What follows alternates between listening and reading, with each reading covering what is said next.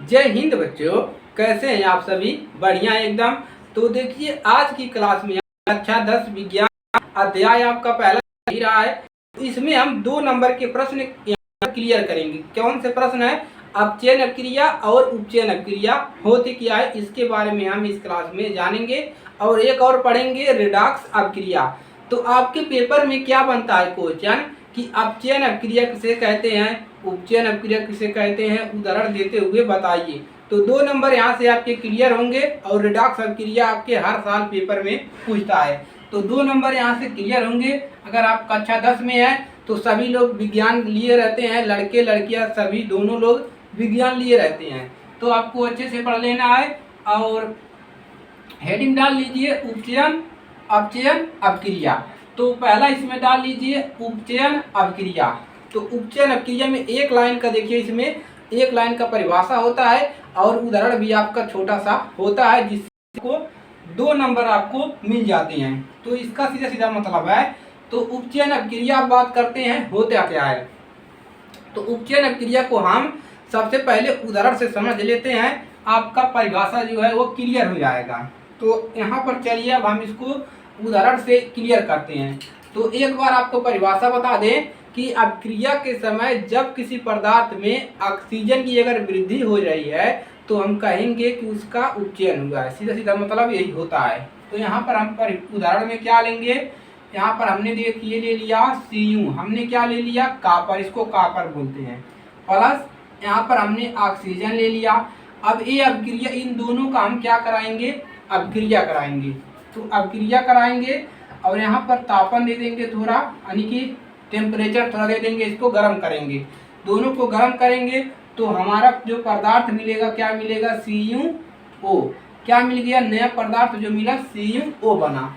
अब इसका परिभाषा समझते हैं क्या होता है, कि यही कह रहा है परिभाषा कि अपक्रिया के समय जब किसी पदार्थ में, एक ये कॉपर पदार्थ है, अपक्रिया के समय जब किसी पदार्थ में, यहाँ पर ऑक्सीजन है, ऑक्सीजन की अगर वृद्धि हो रही है किसी भी पदार्थ में तो कहते हैं उसका उपचयन हो रहा है। देखिए यहाँ पर कॉपर अकेला है, लेकिन यहाँ पर कॉपर के साथ ऑक्सीजन आ गया, यानी कि कॉपर में ऑक्सीजन की वृद्धि हो गई, तो हम कहेंगे कि इसका उपचयन हो गया। तो इसका परिभाषा यही है कि जब अपक्रिया के, इसका परिभाषा लिख लीजिए, परिभाषा। तो इसका परिभाषा समझेंगे और इसी का उल्टा आपका होता है अपचयन अपक्रिया। तो लिखेंगे अपक्रिया के समय, अपक्रिया के समय जब किसी पदार्थ में,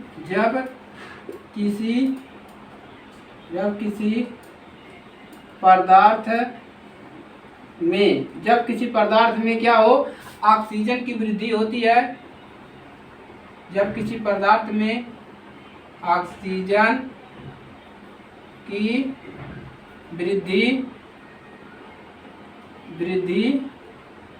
होती है तो क्या कहते हैं कि उसका उपचयन होता है, यही होता है, तो कहते हैं उसका उपचयन हो रहा है। तो ये हो गया इसका परिभाषा। अब चलिए अब इसको बैलेंस कर देते हैं। यहाँ पर ऑक्सीजन 2 है, यहाँ पर अकेला है, तो यहाँ से हम 2 का गुणा कर देंगे, कॉपर 2 हो गया और यहाँ पर 2 कर देंगे, तो ये वाला आपका बैलेंस वाला हो गया।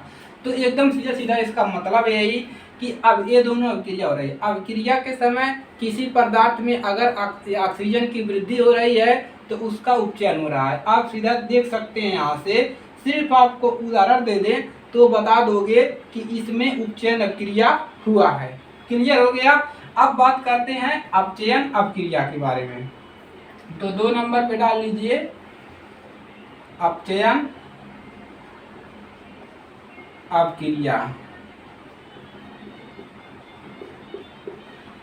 अपचयन अपक्रिया, तो अपचयन अपक्रिया हम समझेंगे, इसको भी सेम उसी प्रकार से उदाहरण के समय समझेंगे। अपचयन अपक्रिया इसका उल्टा होता है, यानी इसी को उल्टा कर देंगे तो हो जाएगा अपचयन अपक्रिया। तो अपचयन अपक्रिया क्या होता है, तो ये इसमें भी यही परिभाषा है, अपक्रिया के समय जब किसी पदार्थ में ऑक्सीजन की यहाँ पर वृद्धि हो रही है और इसमें अपचयन में क्या होगा, ह्रास होगा, यानी कि कमी होगी, यानी कि उसमें से खत्म हो जाएगा, तो उसको अपचयन अपक्रिया कहते हैं। चलिए उदाहरण समझते हैं। तो उदाहरण इसका क्लियर करा दे रहे हैं। उदाहरण देखिए, उदाहरण में हम वही परिभाषा वही ले रहे हैं। देखिए CuO ले रहे हैं, कॉपर ऑक्साइड ले रहे हैं, प्लस हम यहाँ पर क्या ले रहे हैं, H2 ले रहे हैं। क्या ले रहे हैं, H2। अब इसको क्या करेंगे, थोड़ा गर्म करेंगे, तापन देंगे, और उसके बाद हमारा जो पदार्थ बनेगा वो क्या बनेगा, Cu अलग हो जाएगा, प्लस यहाँ पर H2O बन जाएगा। अब देखिए यहाँ पर क्या हो रहा है, यहाँ पर देखिए, यहाँ पर अपचयन और उपचयन दोनों हो रहा है।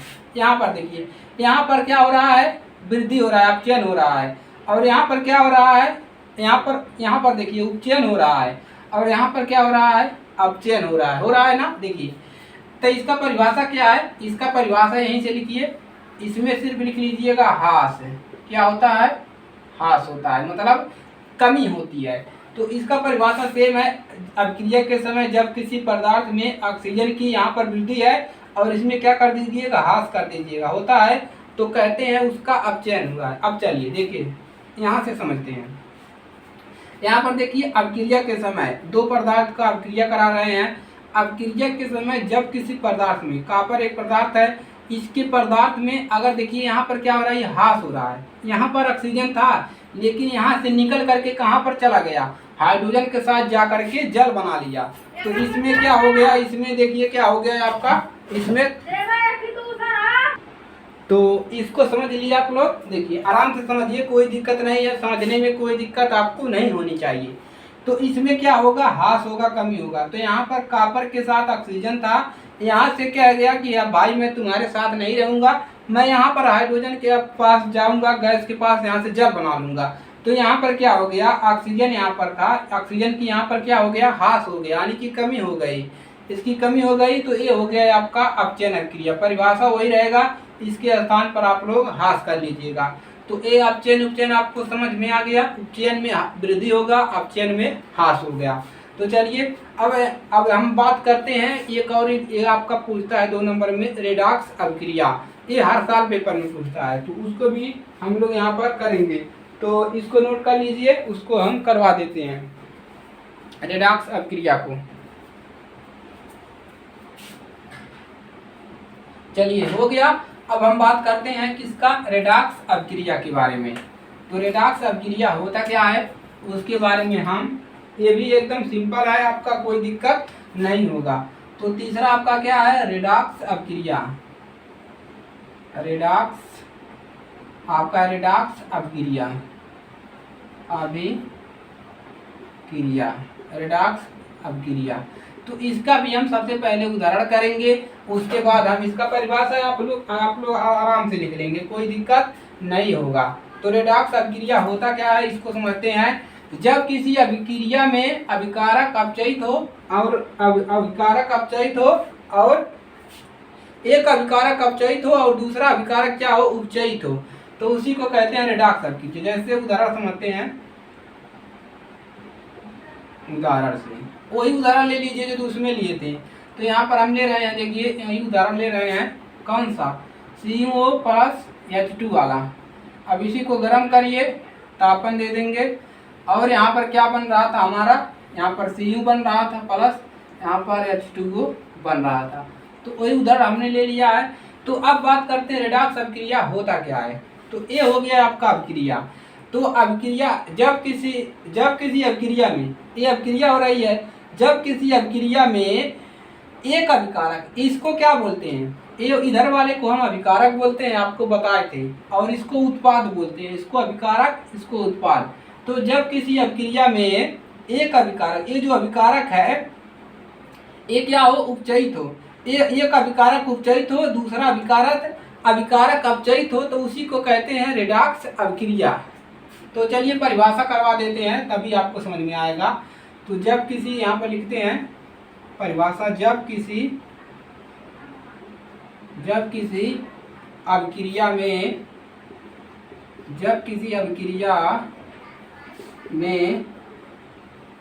एक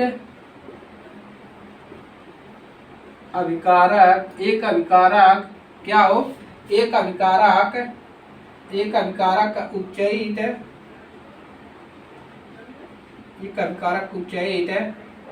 तथा दूसरा अभिकारक जो है वो क्या हो, अपचयित। दूसरा अभिकारक